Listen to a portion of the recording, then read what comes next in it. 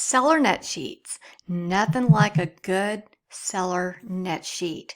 When you have a seller lead, the very first thing that you want to do before you even reach out to them is create a seller net sheet.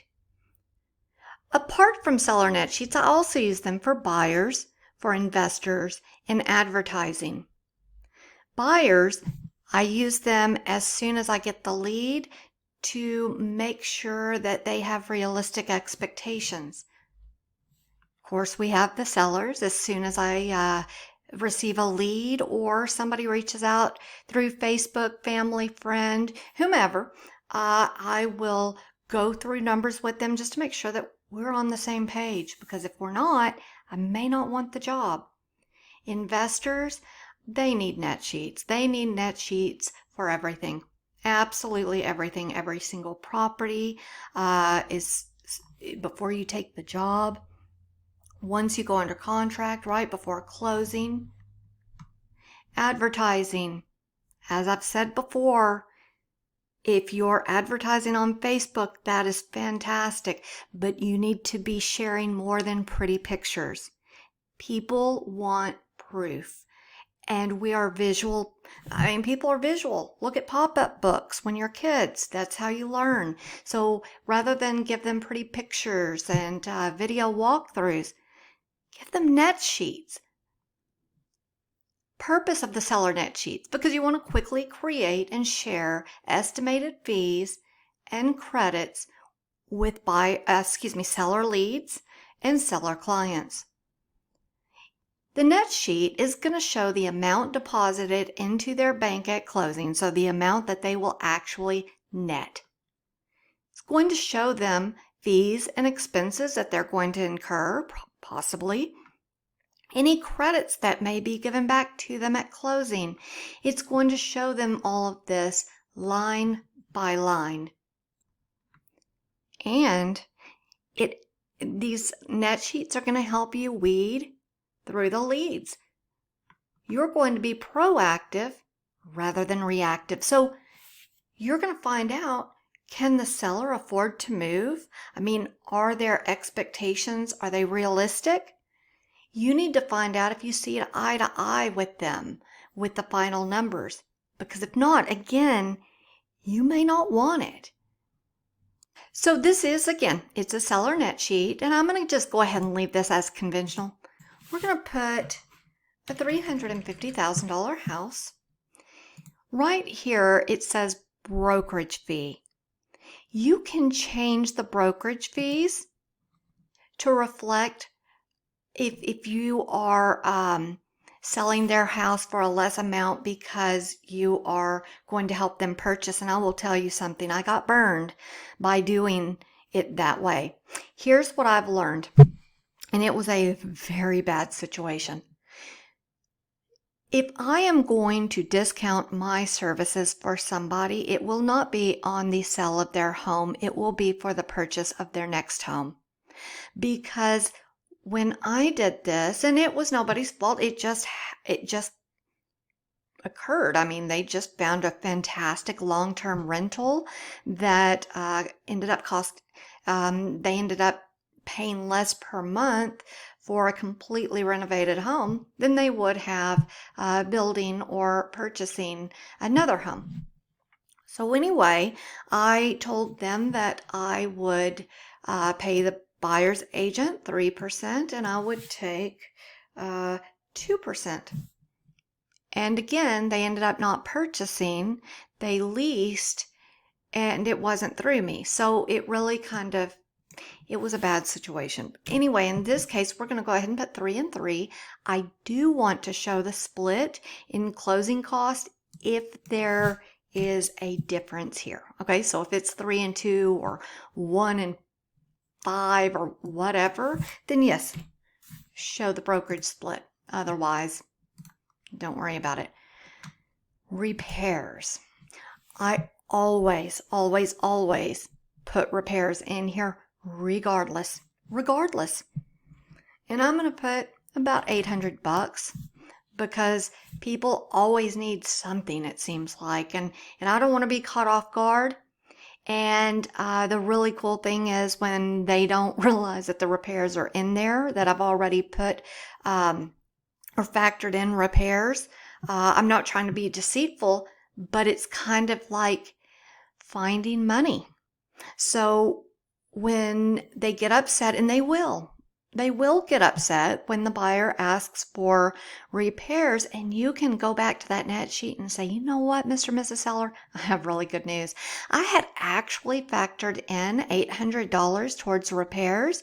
So the $400 that it is going to cost, you're actually going to net about $400 more. Yay! Let's go ahead and leave that 800. Now the miscellaneous, do you see this wheel? Let's go ahead and click on the wheel. We are going to add to their closing costs. We're not subtracting from their closing costs. We subtract for the buyers. But the sellers, here we go. We need to put, and it's not in there, I need to do option fee, refund. If you don't put refund, they're going to say, why am I paying some option fee and what is it? Now you can explain to them, well, Mr. and Mrs. Seller, that's a really good question. When we go under contract, the day after you sign on the dotted line, it begins the buyer's option period.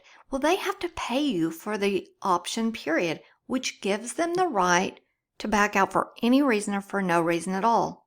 During that time is the best time for them to complete their inspections. As long as they complete the transaction, they actually do purchase the home, then yes, you're going to refund them the option fee, and it's probably going to be around $100. It's not going to be a life-changing amount of money. But as you can see, there are more fields that you have the option to add more fields. Well, here's something that I didn't know for, oh my gosh, like 5 years. Seriously, had no clue. It just never occurred to me. What if, just what if they're still making payments for that beautiful swimming pool in the backyard? What about the HVAC? They had a new heat and air put in a couple of years ago. They still owe a few $1,000s. What about house additions that they're still making payments for? You need to include that as well as, paying back at closing.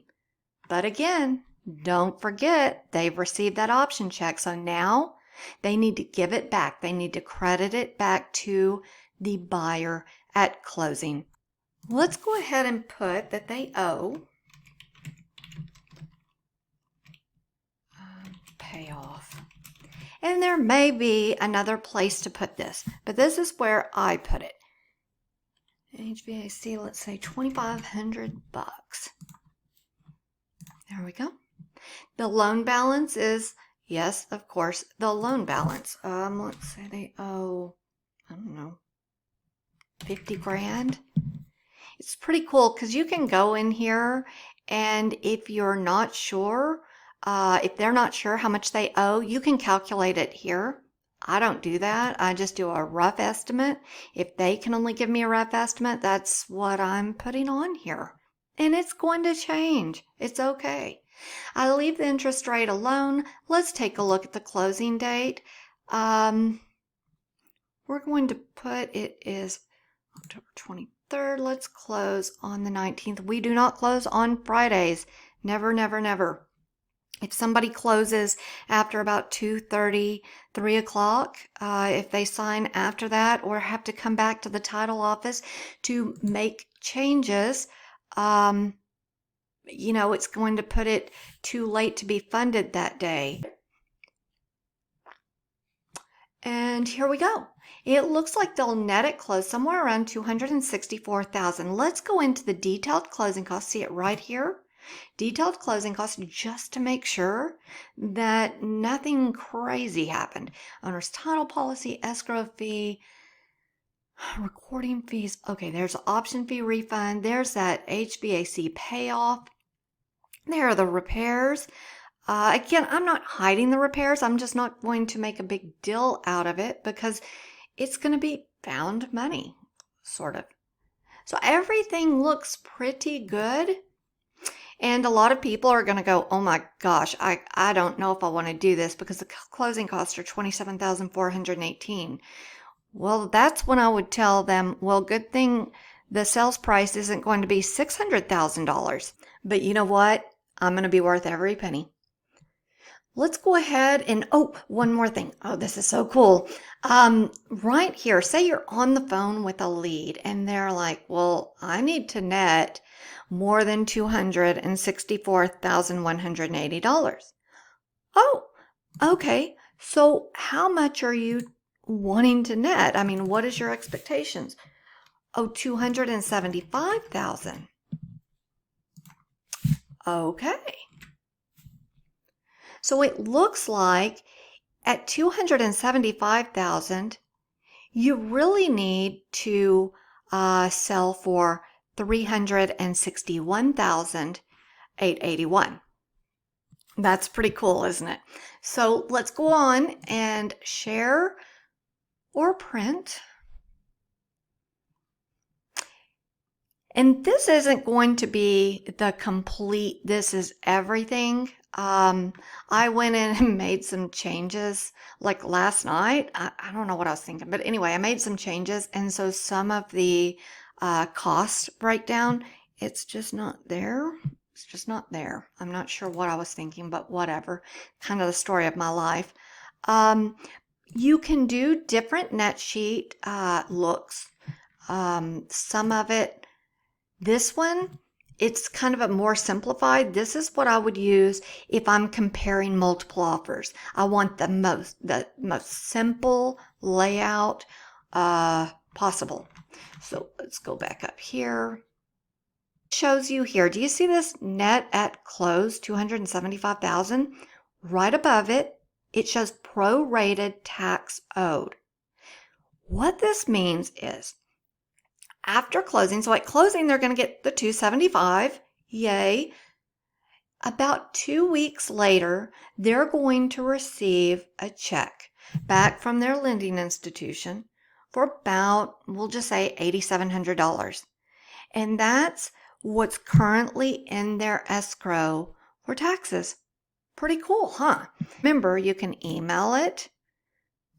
You can download the PDF. I would download the PDF and then you could also convert it over to like a JPEG. Totally, I mean, absolutely do that and then share it on social media. You can share it directly to social media right here. You can save the estimate, which I 100% would do. Save that estimate under the seller or potential seller's name. That way you can go back and refer to it. Make changes as needed, but don't ever save it and make changes without first downloading the PDF. You always want a copy of everything that you share with them because it's those times that you don't plan on things going wrong that they do go wrong.